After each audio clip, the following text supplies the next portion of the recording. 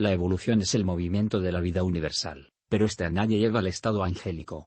A la naturaleza no le interesa el superhombre. Ella contiene todas las posibilidades, pero el superhombre es hasta contrario a sus intereses creados. Las fuerzas más terribles de la naturaleza se oponen al nacimiento del superhombre. El ángel, el superhombre, es el resultado de una tremenda revolución de la conciencia. Nadie está obligado a ayudar al individuo en esta revolución. Esto es cuestión muy íntima de cada cual. El problema es absolutamente sexual. Hay que desenvainar la espada y combatir contra las terribles fuerzas de la naturaleza que se oponen al nacimiento del superhombre. Cuando el fuego sagrado abre el chakra frontal, la iglesia de Filadelfia con sus 2 pétalos maravillosos y sus innumerables resplandores, entonces podemos ver clarividentemente. La gente está acostumbrada a vivir teorizando y a jurar cosas que jamás han visto. Es necesario despertar la clarividencia para ver las grandes realidades internas. El chakra frontal es el trono de la mente. Cuando el estudio y la clarividencia marchan en forma equilibrada y armoniosa, entonces entramos de hecho en el templo del verdadero saber. Muchos afirman lo que han leído, repiten luces prestadas. Esa clase de gentes creen saber pero jamás han visto lo que han leído, están repitiendo como loros. Eso es todo. Esas gentes no saben nada. Son gentes ignorantes. Son ilustrados ignorantes. Para saber hay primero que ser. La clarividencia es el ojo del ser. El ser y el saber deben marchar equilibrados y en forma paralela. Aquellos que han leído muchísimo ocultismo se sienten sabios. Esas pobres gentes, si no han visto lo que han leído, puede asegurarse que no saben absolutamente nada. Existen en el mundo videntes de todos los tipos. El verdadero clarividente nunca lo anda diciendo. Todo estudiante de ocultismo, cuando tiene las primeras visiones clarividentes, tiene la tendencia a contárselo a todo el mundo. Entonces los demás se ríen de él, y como quiera que las vibraciones de las gentes son negativas, al fin el principiante termina por perder el equilibrio de la mente. La clarividencia sin la iniciación conduce a los estudiantes al error y hasta al delito de calumnia e injuria, algunas veces hasta el homicidio. Alguien que tiene destellos de clarividencia ve por ejemplo a su mujer en el astral alterando con un amigo suyo, y si el vidente no tiene 33, iniciación, y si es un celoso, podría entonces asesinar a su mujer o a su amigo, aunque la infeliz sea una santa, o aunque su amigo un verdadero y leal servidor. Téngase en cuenta que en el astral el ser humano es legión, y cada yo pluralizado repite actos cometidos en vidas anteriores. Los grandes maestros de la logia blanca han sido calumniados por los videntes. Todo maestro tiene un doble exactamente semejante a él. Si el maestro predica castidad, el doble predica fornicación. Si el maestro hace buenas obras, su doble hace malas obras. Es exactamente su antítesis. Por todas esas cosas nosotros solo podemos confiar en los clarividentes que han llegado a la quinta iniciación de misterios mayores. Además, téngase en cuenta que antes de la quinta iniciación de misterios mayores el ser humano no dispone de vehículos cristificados para servir de templo a su Dios interno. Ni el alma ni el Cristo pueden entrar en gentes que no tienen vehículos organizados. Quien no ha encarnado su alma no tiene existencia real. Es una legión de yoes que luchan por manifestarse a través del cuerpo del hombre. A veces actúa el yo bebo, otras el yo fumo, el yo mato, el yo robo, el yo enamoro, etc., etc. Entre esos yo existe conflicto. Por eso vemos a muchos que juran pertenecer al movimiento gnóstico y luego se arrepienten y se declaran enemigos de la gnosis. El yo que jura ser fiel a la gnosis es desplazado por otro que odia la gnosis. El yo que jura adorar a la mujer es reemplazado por otro, yo que la aborrece. El yo es legión de demonios. ¿Cómo podríamos confiar en clarividentes que todavía no tienen encarnada su alma? El hombre que no ha encarnado a su alma no tiene todavía responsabilidad moral. ¿Podríamos acaso confiar en demonios? Los estudiantes de la gnosis deben cuidarse mucho de andar por ahí dizque declarándose videntes, y profetizándole a la gente. El verdadero clarividente nunca dice que lo es. Los maestros de la quinta iniciación de misterios mayores son muy humildes y callados. Ningún estudiante de ocultismo es maestro. Maestros verdaderos solo son aquellos que ya alcanzaron la quinta iniciación de misterios mayores. Antes de la quinta iniciación nadie es maestro. La última flor de loto que se abre es la iglesia de la Odisea. Esta flor de loto tiene 1000 pétalos. Esta flor de loto resplandece gloriosamente en la cabeza de los santos. Cuando el kundalini llega a la glándula pineal se abre esta flor maravillosa. Este es el ojo de la polividencia, el ojo de diamante. Con esta facultad podemos estudiar las memorias de la naturaleza. Este es el ojo divino del espíritu. La primera serpiente sagrada pasa luego de la pineal hasta el ojo de la sabiduría situado entre las 2 cejas. Luego penetra en el campo magnético de la raíz de la nariz. Cuando toca el átomo del Padre situado en ese lugar, viene entonces la primera iniciación de misterios mayores. Nadie es maestro por el solo hecho de haber recibido la primera iniciación de misterios mayores. Esto solo significa uno más que entró en la corriente que conduce al nirvana. El estudiante debe levantar en orden sucesivo las 7 serpientes. La segunda serpiente pertenece al cuerpo vital, la tercera al astral, la cuarta al mental, la quinta al causal. Las serpientes 6 y 7 son del alma conciencia y del espíritu divino. A cada una de las 7 serpientes le corresponde una iniciación de misterios mayores. Son 7 serpientes. 2 grupos de 3 en 3 con la coronación sublime de la 7ª lengua de fuego que nos une con el Uno, con la ley, con el Padre. Debemos abrir las 7 iglesias en cada plano de conciencia cósmica. Durante la iniciación el devoto debe recibir los estigmas del Cristo. Cada uno de sus vehículos internos debe ser crucificado y estigmatizado. Los estigmas se le van dando al hombre según sus merecimientos. Cada estigma tiene sus pruebas esotéricas. Los primeros estigmas que se reciben son los de las manos, y las pruebas para recibirlos son muy dolorosas. Las piedras preciosas también juegan papel muy importante en la iniciación, y los fundamentos del muro de la ciudad estaban adornados de toda piedra preciosa.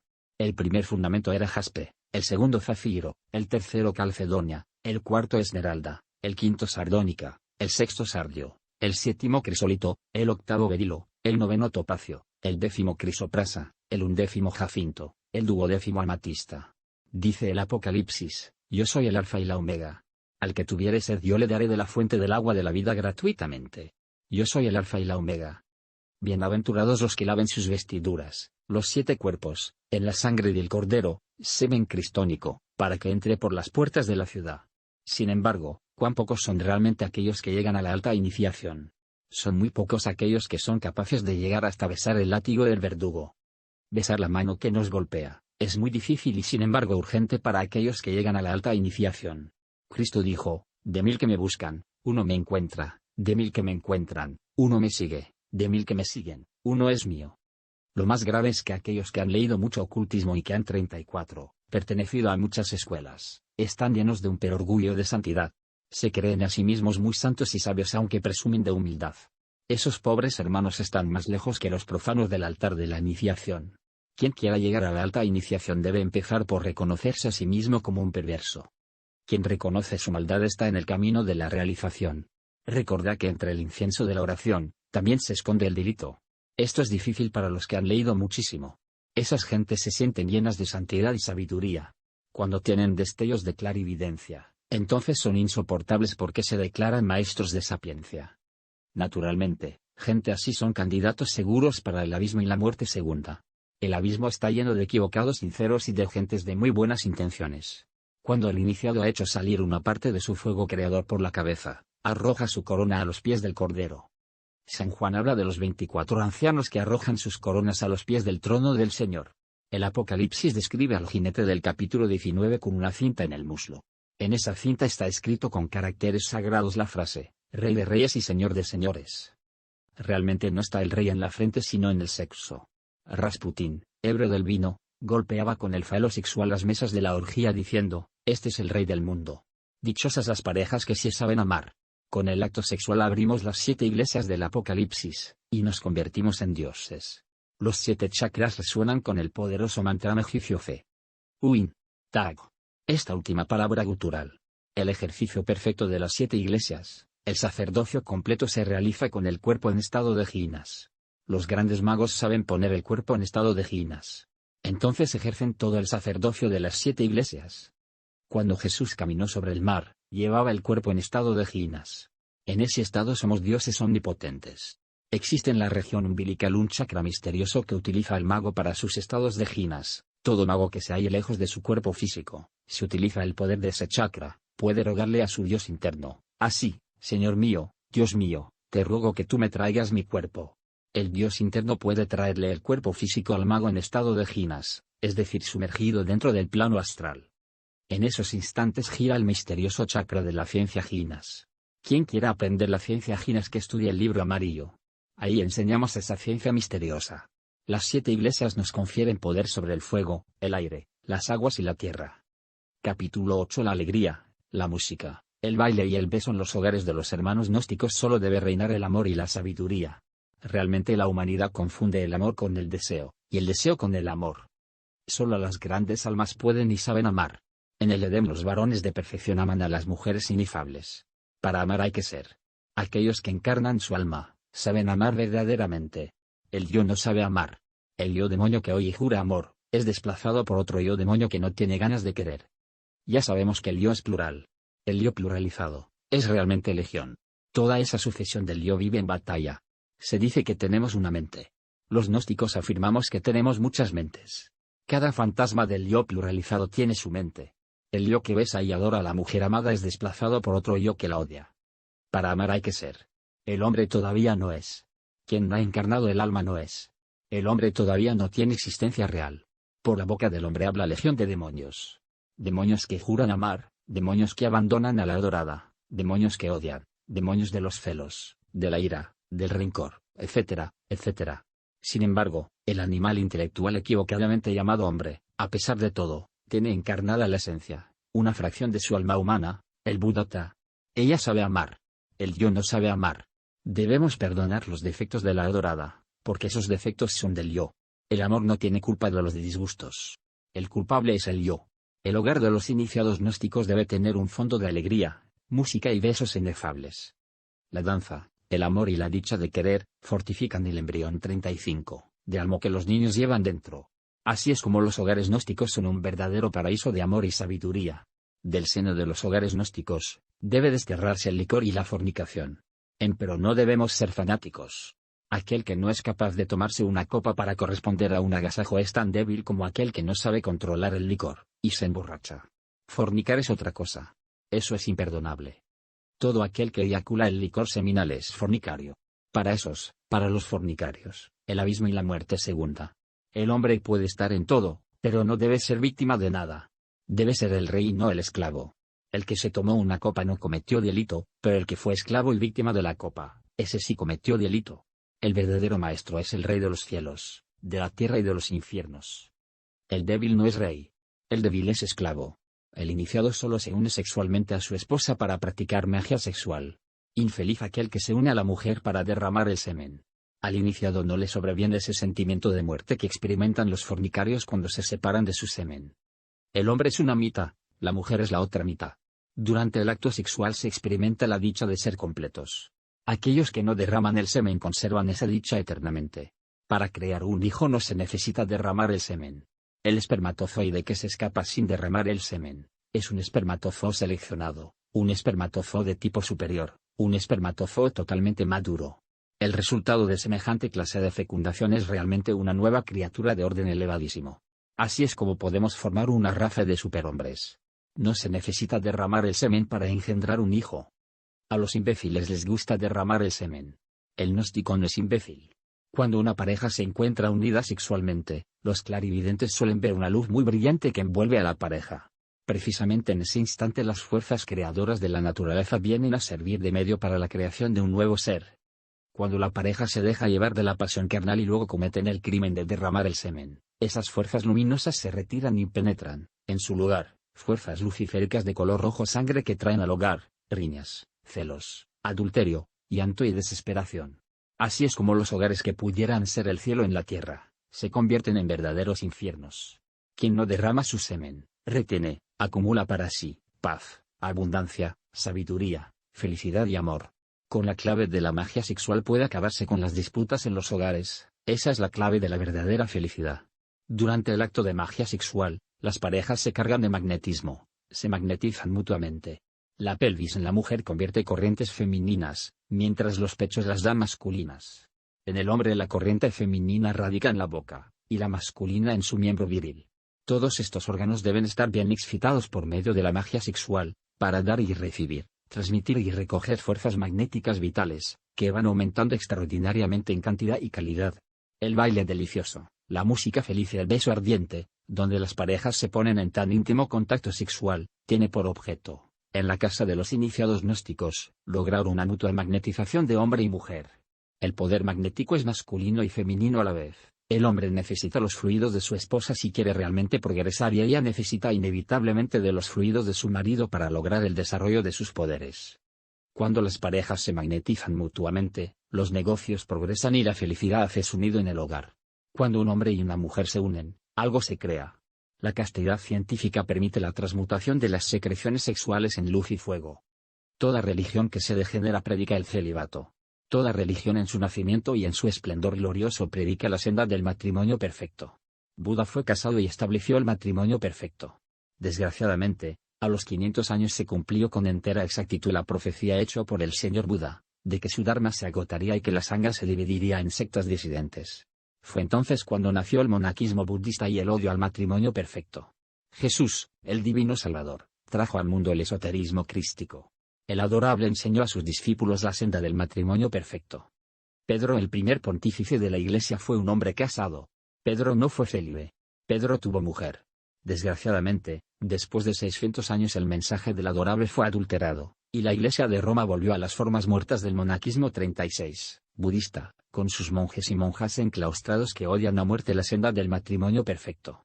Fue entonces, después de 600 años de cristianismo, cuando se hizo necesario otro mensaje sobre el matrimonio perfecto. Entonces vino Mahoma, el gran predicador del matrimonio perfecto.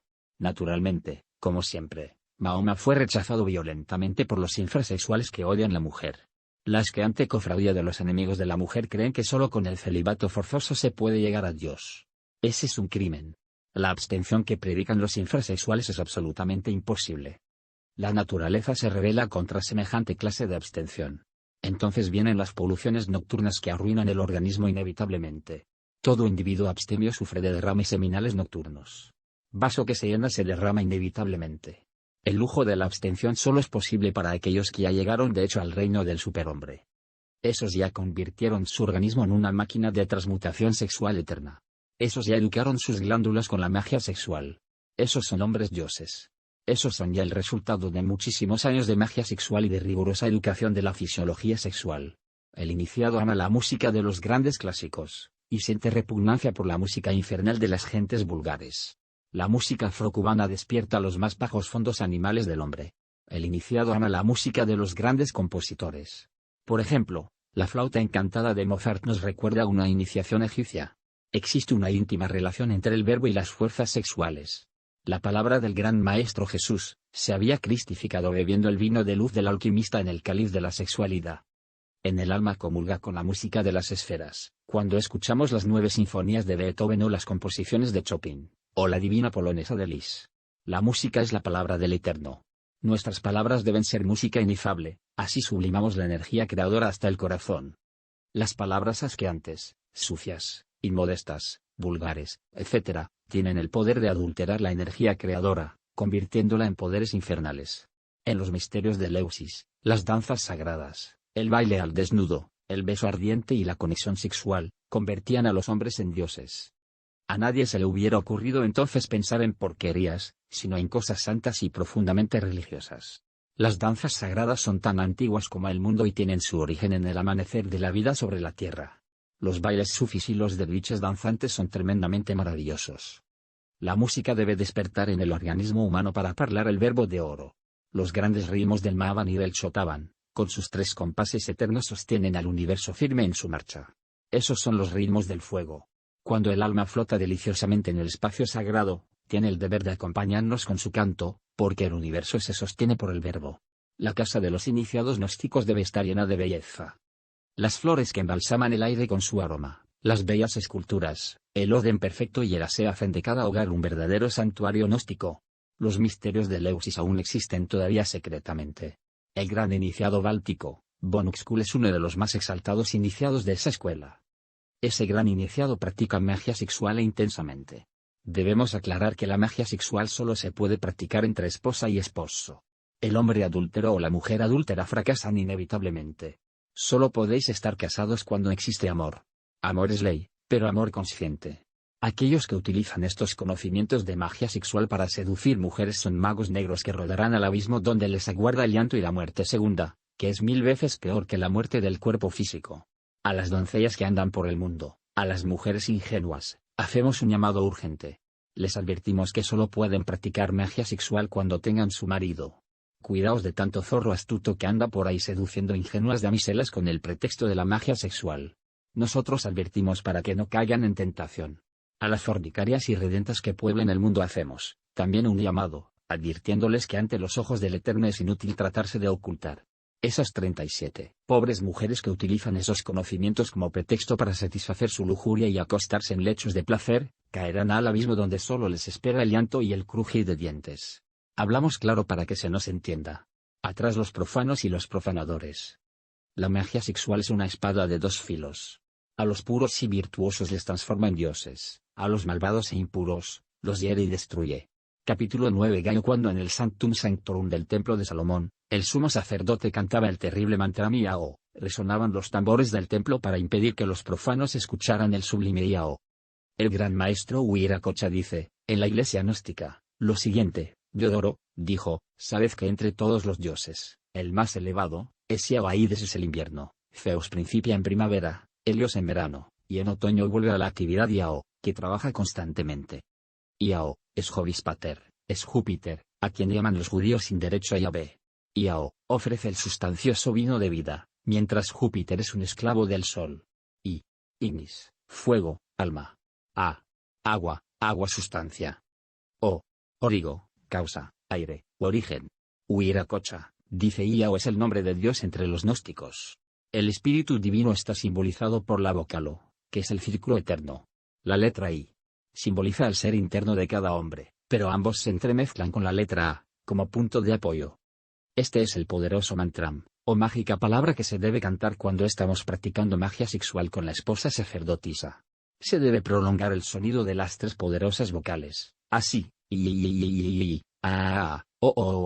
es decir, alargando el sonido de cada vocal. Se exhala el aire después de haberlo inhalado, llenando los pulmones. Se inhala hasta contar 20. Se retiene hasta contar 20, y luego se exhala el aire vocalizando la letra I. En cada exhalación se cuenta hasta 20.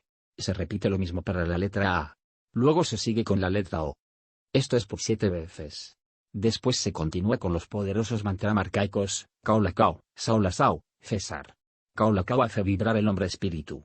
Saulasau, pone en vibración a la humana personalidad terrestre. César hace vibrar el astral del hombre. Estos mantras son antiquísimos.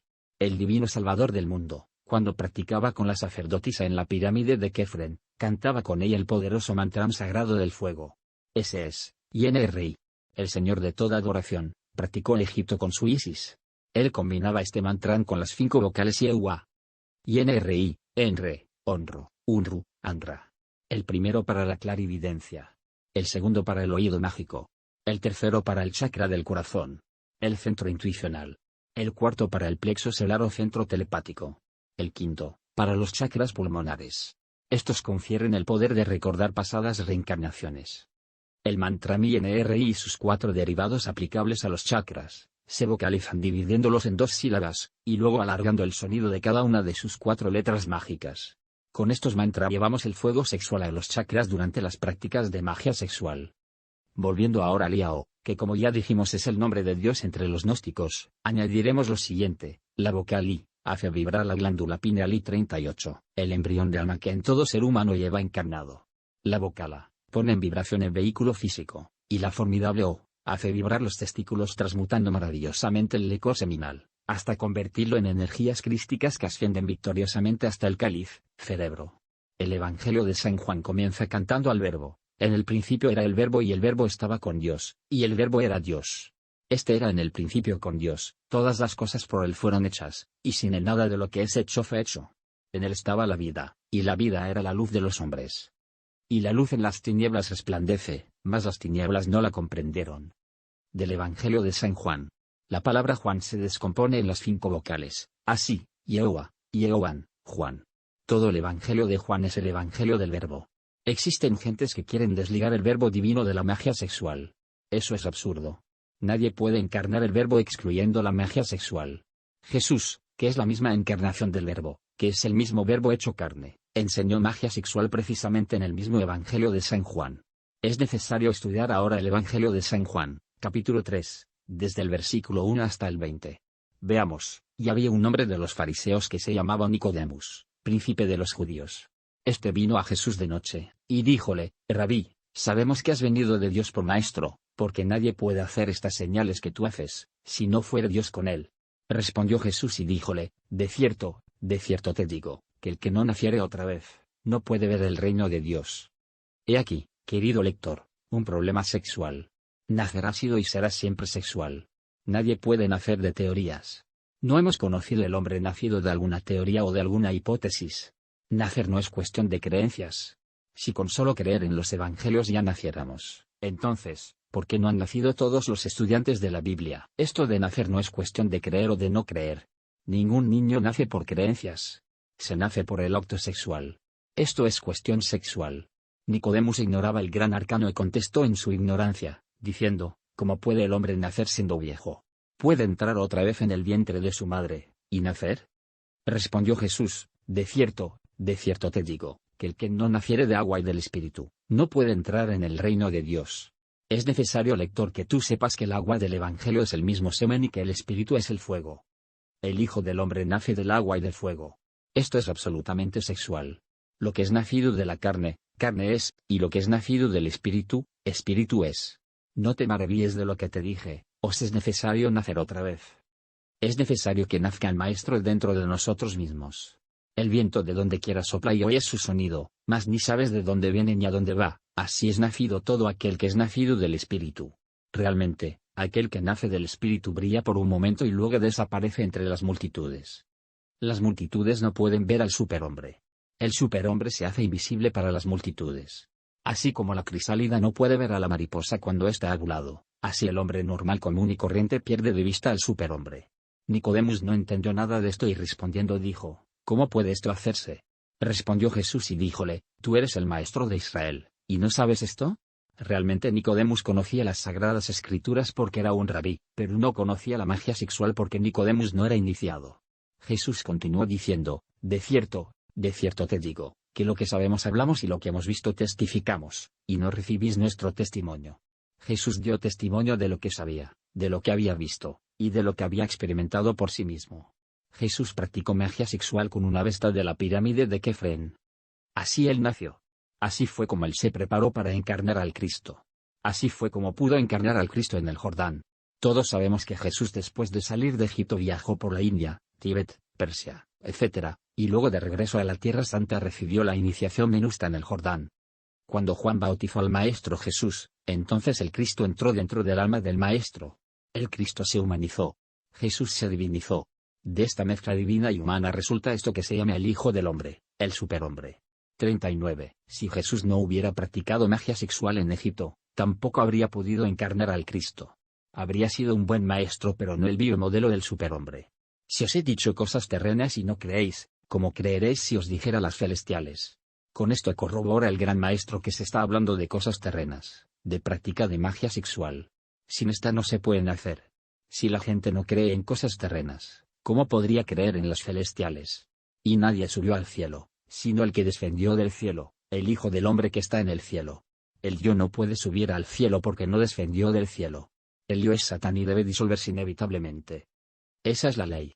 Hablando sobre la serpiente sagrada dijo el gran maestro, y como Moisés levantó la serpiente en el desierto, así es necesario que el Hijo del Hombre sea levantado. Necesitamos levantar la serpiente sobre la vara tal como lo hizo Moisés en el desierto. Esto es cuestión de magia sexual porque el Kundalini solo sube con la magia sexual. Solo así podemos levantar al Hijo del Hombre, al superhombre dentro de nosotros mismos. Es necesario que el Hijo del Hombre sea levantado para que todo aquel que en él creyere, no se pierda sino que tenga vida eterna. El homúnculo racional equivocadamente llamado hombre, todavía no tiene los auténticos vehículos astral, mental y causal, realmente es tan solo un fantasma. Es necesario practicar magia sexual, vivir la senda del matrimonio perfecto para engendrar el astral Cristo, la mente Cristo y el causal Cristo. Porque de tal manera amó Dios al mundo que ha dado a su Hijo unigénito, para que todo aquel que en él cree, no se pierda, mas tenga vida eterna. Porque no envió Dios a su Hijo al mundo para que condene al mundo, mas para que el mundo sea salvo por él. El que en él cree no es condenado, mas el que no cree, ya es condenado, porque no se creyó en el nombre del unigénito Hijo de Dios. Nosotros afirmamos que la verdadera fe y creencia se demuestra con hechos. Aquel que no cree en la magia sexual, no puede nacer aunque diga creo en el Hijo de Dios. La fe sin obras es muerta. Quien no cree en la magia sexual enseñada por Jesús a Nicodemo, no cree en el Hijo de Dios. Esos se pierden. Y esta es la condenación, porque la luz vino al mundo, y los hombres amaron más las tinieblas que la luz, porque sus obras eran malas.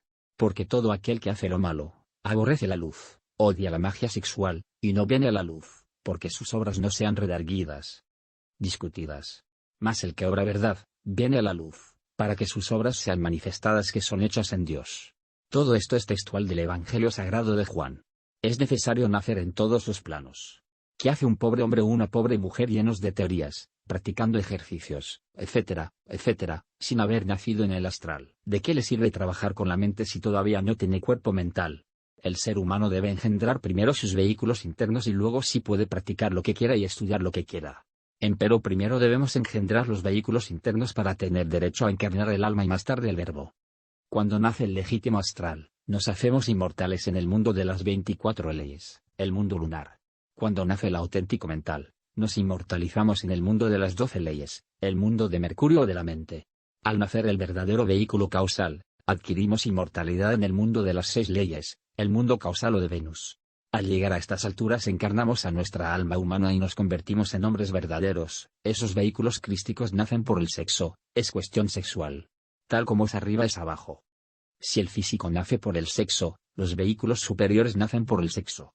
Todo aquel que engendra sus vehículos crísticos, encarna su alma y habla entonces en el verbo de oro. Esta es la lengua de poder que el hombre parlaba en esa antigua tierra donde se adoraba a los hijos del fuego y que se llamaba la Arcadia. Esa es la lengua en que parla todo el universo. Lengua divina y de terrible poder. En esa lengua misteriosa escribió el ángel de Babilonia el terrible Mene, 40, Tekel Upharsin, en el famoso banquete de Baltasar. Aquella misma noche se cumplió la sentencia y Babilonia fue destruida y el rey muerto. Se ha hablado mucho de la lengua universal, pero esta solo la podemos hablar cuando encarnamos el alma.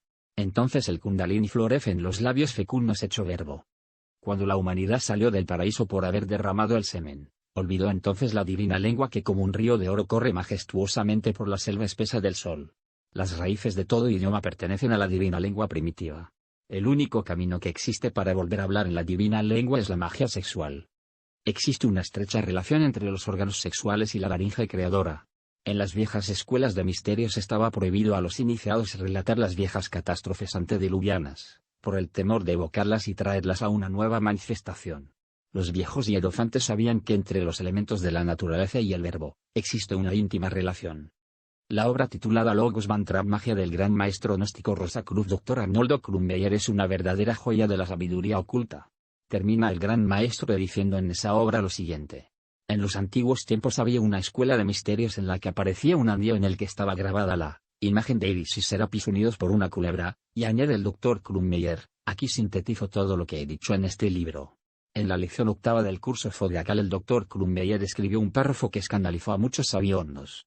Estos, después de la muerte del maestro, han tratado de adulterar este párrafo, a su manera, cada cual de acuerdo con sus teorías. Vamos ahora a transcribir el párrafo tal cual el maestro Huiracocha lo escribió. Veamos, en vez del coito que llega al orgasmo deben prodigarse reflexivamente dulces caricias, frases amorosas y delicados tacteos, manteniendo constantemente apartada la mente de la sexualidad animal, sosteniendo la más pura espiritualidad, como si el acto fuera una verdadera ceremonia religiosa. Sin embargo puede y debe el hombre introducir el pene y mantenerlo en el sexo femenino, para que sobrevenga a ambos una sensación divina, llena de gozo, que puede durar horas enteras, retirándolo en el momento en que se aproxima el espasmo, para evitar la eyaculación del semen. De esta manera tendrán cada vez más ganas de acariciarse. Esto se puede repetir tantas veces cuantas se quieran sin jamás sobrevenir el cansancio, pues todo lo contrario, es la clave mágica para ser diariamente rejuvenecido, manteniendo el cuerpo sano y prolongando la vida, ya que es una fuente de salud con esta constante magnetización.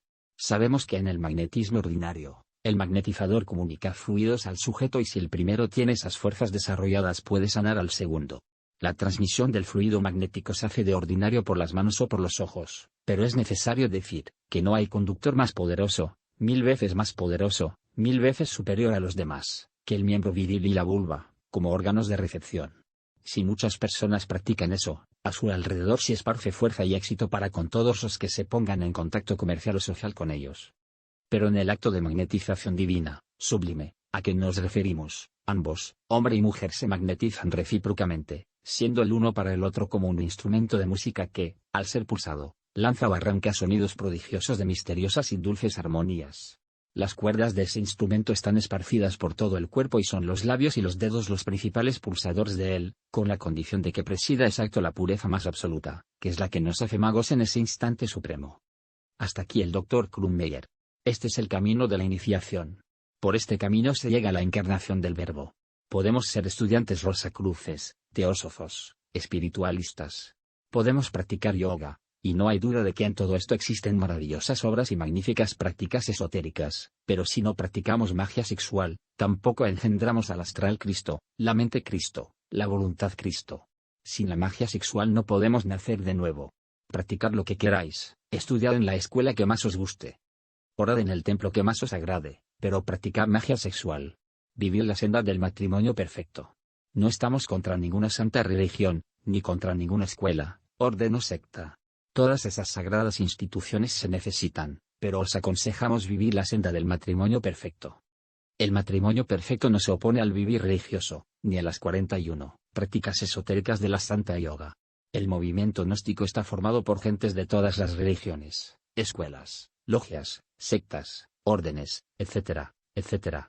Recordad, amado lector, la sagrada joya con su lío en el gallo está oculto. El lío trabajado con el lío el sacerdote, el maestro de toda logia, el discípulo de yoga, todos, lograrán nacer, lograrán conservar su verdadera castidad, si practican magia sexual. Bendito sea el Liao, bendita sea la magia sexual, bendito el matrimonio perfecto. En la magia sexual se halla la síntesis de todas las religiones, escuelas, órdenes y yogas. Todo sistema de autorrealización sin la magia sexual está incompleto. Y por lo tanto no sirve. Cristo y la magia sexual constituyen la suprema síntesis, práctica de todas las religiones.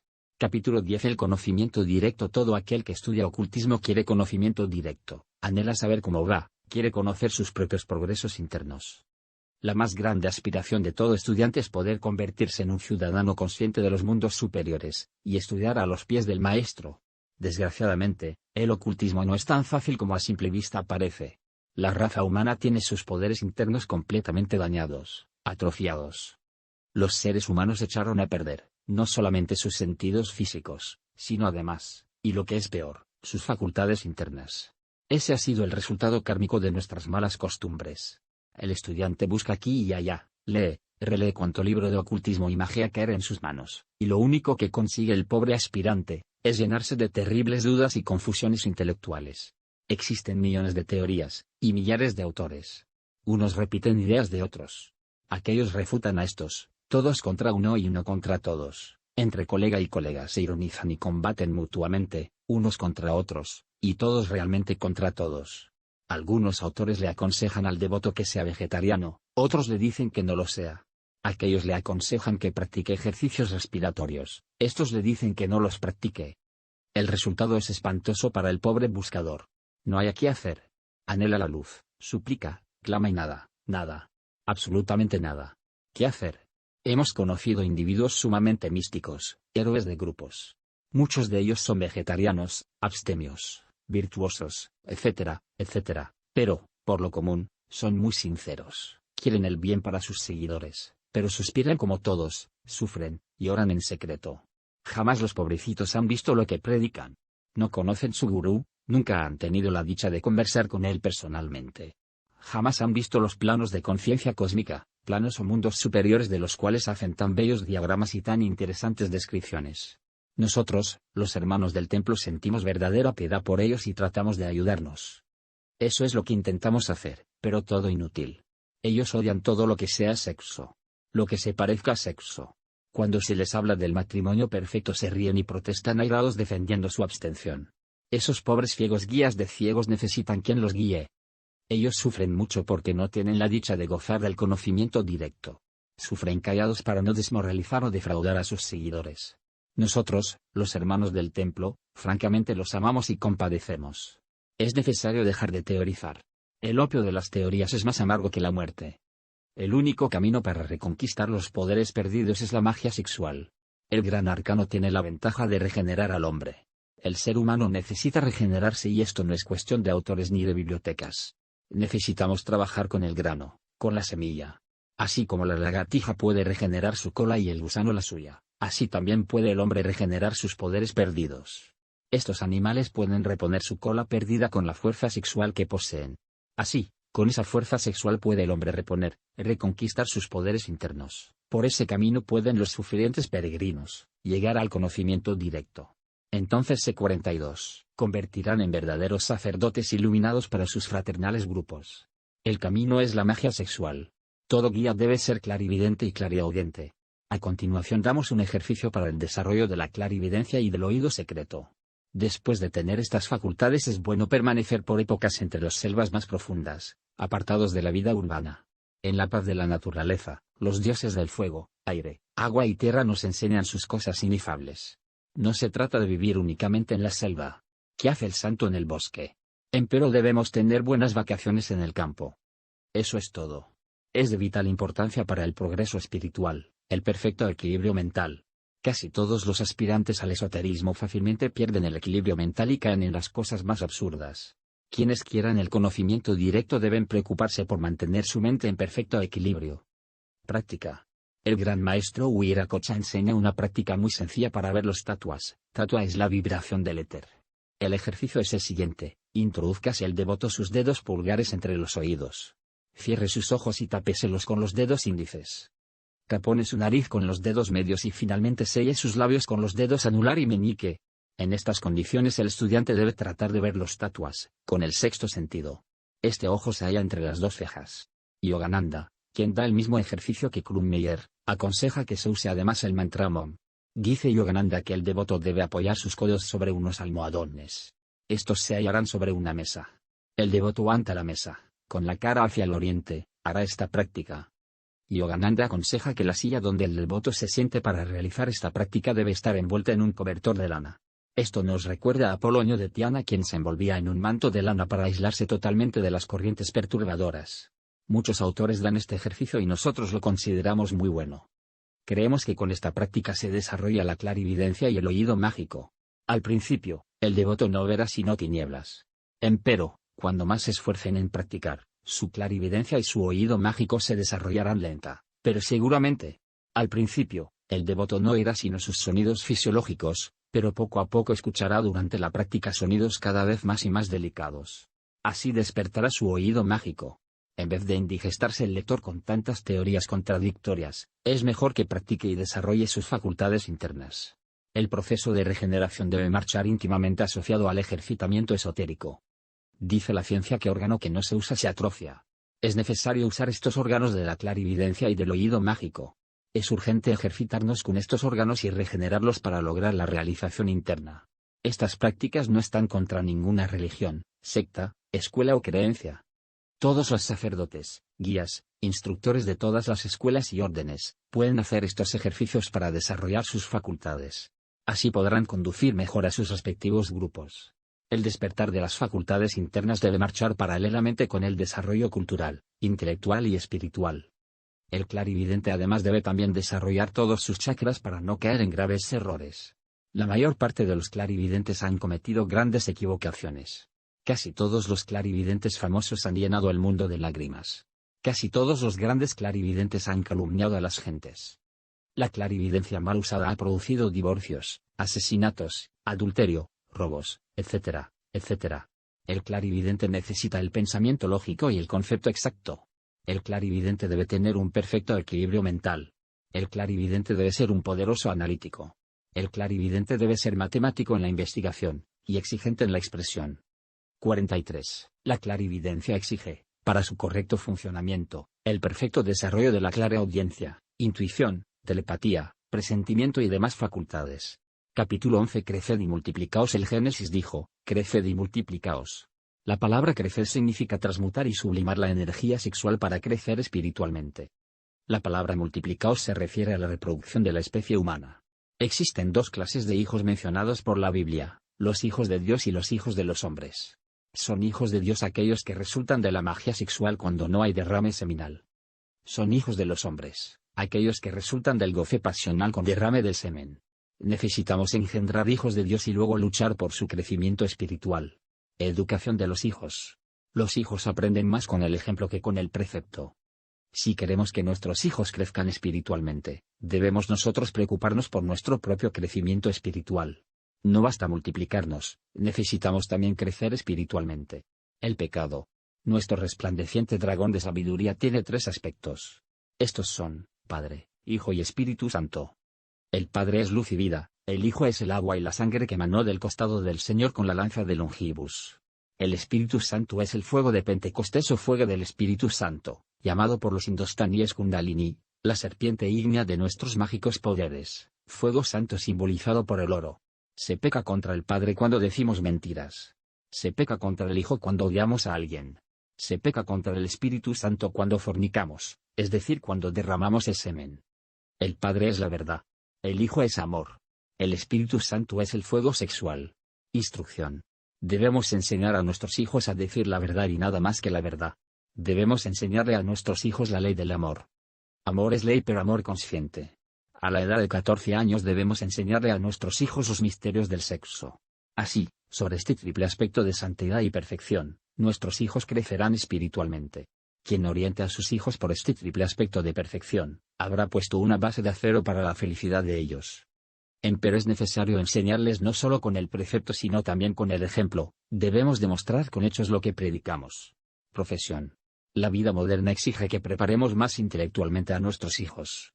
Es justo que ellos tengan una profesión para vivir. Necesitamos observar cuidadosamente las disposiciones vocacionales de nuestros hijos para orientarlos intelectualmente. Jamás debemos dejar un hijo o hija sin profesión.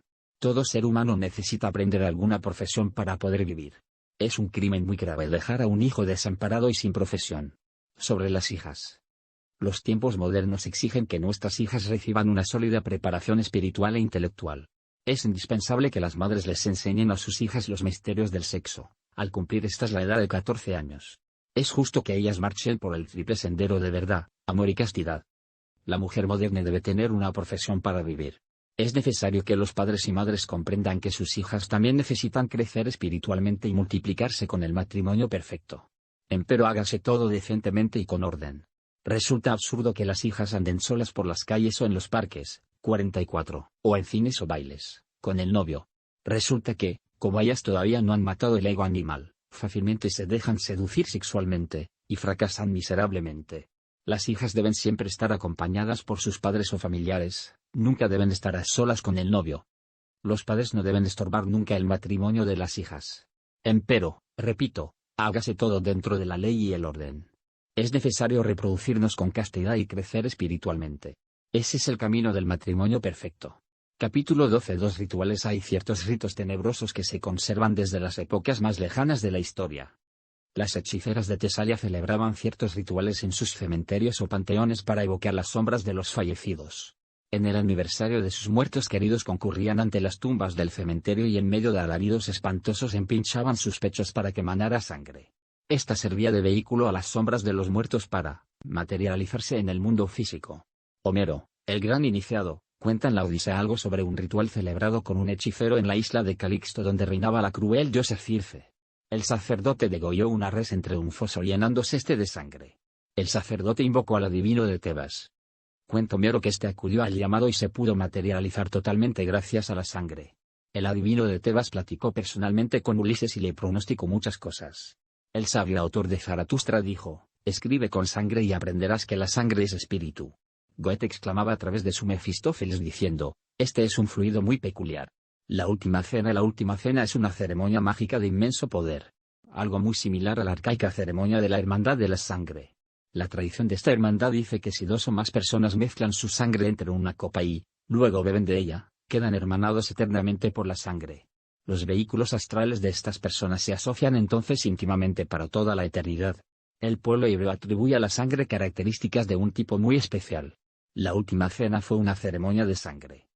Los apóstoles trajeron cada uno entre su copa, gotas de su propia sangre, y vaciaron estas gotas entre el cáliz del Cristo Jesús. En ese cáliz el adorable había echado también su sangre real. Así, entre el santo grial, se mezcló la sangre del Cristo Jesús con la sangre de sus discípulos. Cuenta la tradición, que Jesús también les dio a comer a sus discípulos, partículas infinitesimales de su propia carne.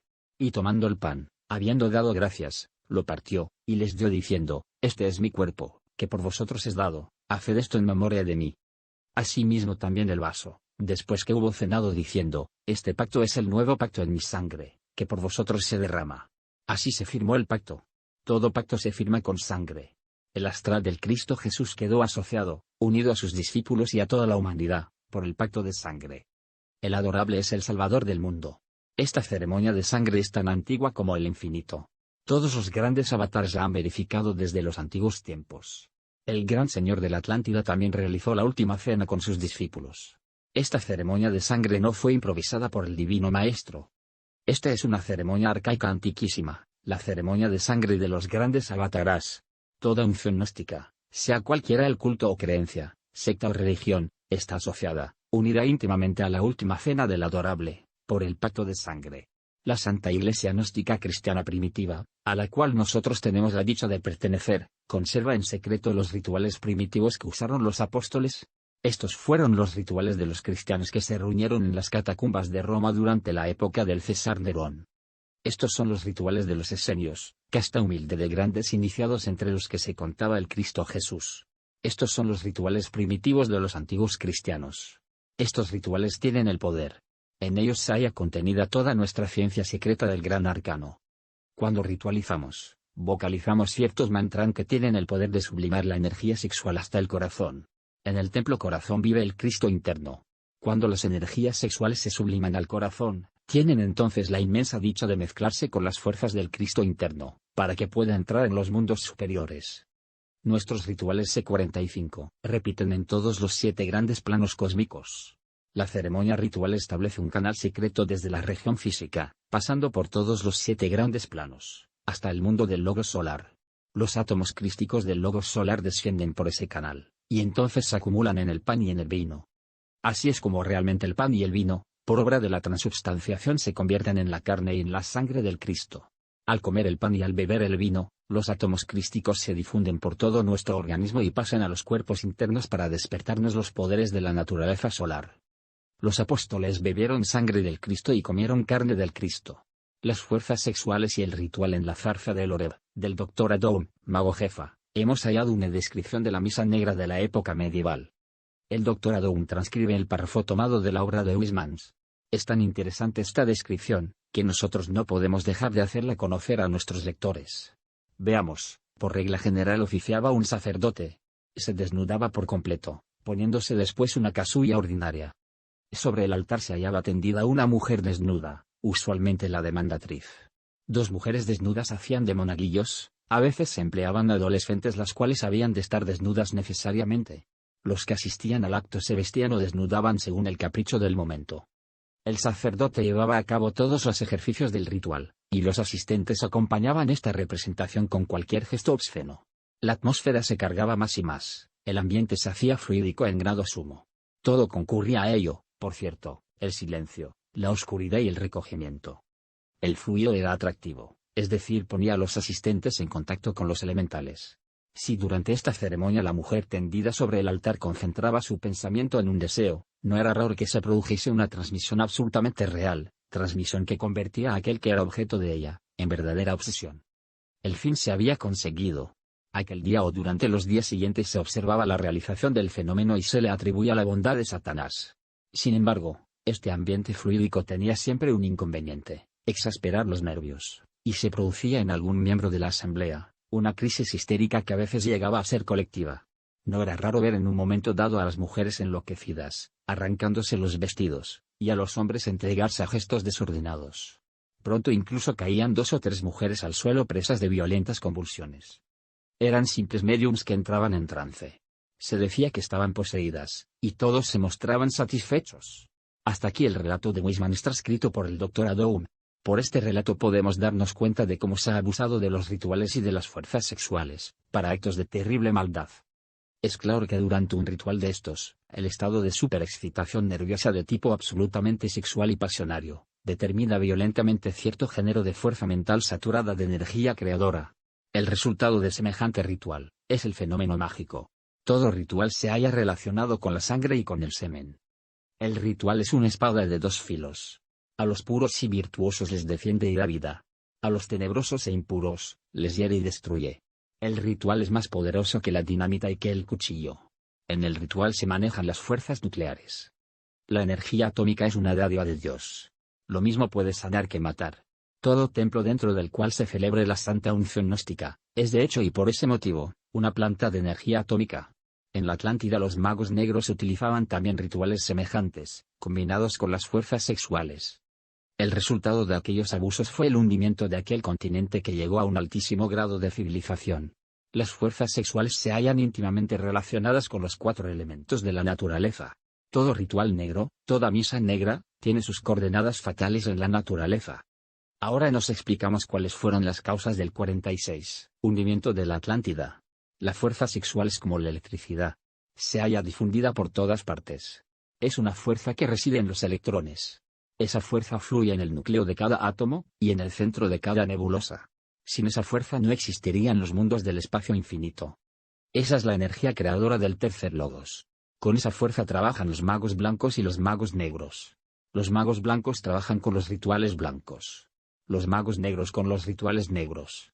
La última cena del adorable Salvador del mundo tiene una tradición arcaica y antiquísima que se pierde en la noche de los siglos. La misa negra y todas esas ceremonias negras de los tenebrosos, devienen de un pasado lunar muy antiguo. En todas las épocas han existido 2 rituales, uno de luz, otro de tinieblas. El ritual es magia práctica. Los magos negros odian mortalmente la Santa Eucaristía. Los magos de las tinieblas justifican su odio a los rituales del pan y del vino de las más diversas maneras. Algunas veces dan a los evangelios las más caprichosas interpretaciones de su fantasía. Su propio subconsciente los traiciona. Tratan de acabar con la última cena de alguna manera. Odian la última cena del adorable. Nuestros discípulos deben estar alertas y vigilantes contra esta clase de sujetos peligrosos. Todo aquel que odie los rituales de la última cena es mago negro. Todo aquel que rechaza el pan y el vino de la santa unción gnóstica, rechaza de hecho la carne y la sangre del Cristo. Esa clase de gente son magos negros. La Iglesia gnóstica existe en 4 caminos importantísimos que todo matrimonio perfecto debe conocer. Primero, el camino del fakir. Segundo, el camino del monje. Tercero, el camino del yogi. Cuarto, el camino del hombre equilibrado. El movimiento gnóstico cristiano universal tiene escuela y religión. El primer camino lo vivimos en la vida práctica aprendiendo a vivir rectamente. El segundo camino reside en nuestra Iglesia. Esta tiene sus sacramentos, sus rituales y su vida conventual. El tercer camino lo vivimos como ocultistas prácticos. Tenemos nuestras prácticas esotéricas. Ejercicios especiales para el desarrollo de las facultades latentes en el hombre. El cuarto camino, la vía del hombre astuto, la vivimos en la práctica dentro del más completo equilibrio. Estudiamos la alquimia y la cábala. Trabajamos desintegrando el yo psicológico. Nosotros no somos miembros de la Iglesia Católica Romana. Esa Iglesia sigue únicamente el camino del monje. Nosotros recorremos todos los 4 caminos. El camino del monje lo tenemos en nuestra religión gnóstica. Con su patriarca, sus arzobispos, obispos y sacerdotes. Por este motivo no pertenecemos a la Iglesia de Roma. No estamos tampoco contra ninguna religión, escuela o secta. Muchos sacerdotes de la Iglesia de Roma se han afiliado a nuestras filas. Gentes de todas las organizaciones se han afiliado a nuestro movimiento gnóstico.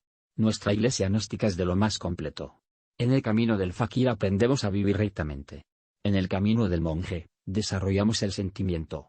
En el camino del yogi practicamos los ejercicios esotéricos que ponen en actividad los ocultos poderes latentes del hombre. En el camino del hombre equilibrado, trabajamos con la alquimia y con la cábala, y luchamos desintegrando el yo. Nuestra Iglesia gnóstica es la Iglesia trascendida. Esa Iglesia se halla en los mundos superiores. También tenemos muchos templos en el mundo físico. Además hemos abierto millares de noviciales gnósticos donde se oficia con los santos rituales y se estudia la doctrina secreta del adorable Salvador del mundo. No debemos olvidar que nuestro movimiento gnóstico tiene escuela y religión a la vez. Ya está definitivamente comprobado que Jesús, el Cristo, fue gnóstico. El Salvador del mundo fue miembro activo de la casta de los esenios, místicos que jamás se cortaban el cabello ni la barba. La Iglesia gnóstica es la auténtica Iglesia primitiva cristiana cuyo primer pontífice fue el iniciado gnóstico llamado Pedro. A ella perteneció Pablo de Tarso. Este fue nazareno. Los nazarenos fueron otra secta gnóstica. La primitiva Iglesia cristiana fue el verdadero tronco esotérico de donde se desprendieron muchas sectas neocristianas tales como el catolicismo romano, el protestantismo, el adventismo, la Iglesia de Armenia, etc. Nosotros francamente hemos tomado la resolución de hacer conocer públicamente la raíz del cristianismo, el gnosticismo. Esta es la Iglesia cristiana primitiva. A esta Iglesia gnóstica perteneció el patriarca Basílides, célebre alquimista que dejó un libro de plomo con 7 páginas, el cual según dice el maestro Krummeyer, se conserva en el Museo de Kircher en el Vaticano. Este libro no puede ser entendido por los arqueólogos porque es un libro de ciencia oculta. Basílides fue discípulo de San Matías. El catolicismo romano actual no es el verdadero catolicismo. El legítimo y auténtico catolicismo es el gnóstico católico cristiano primitivo. La secta romana actual es solo una desviación del catolicismo gnóstico primitivo.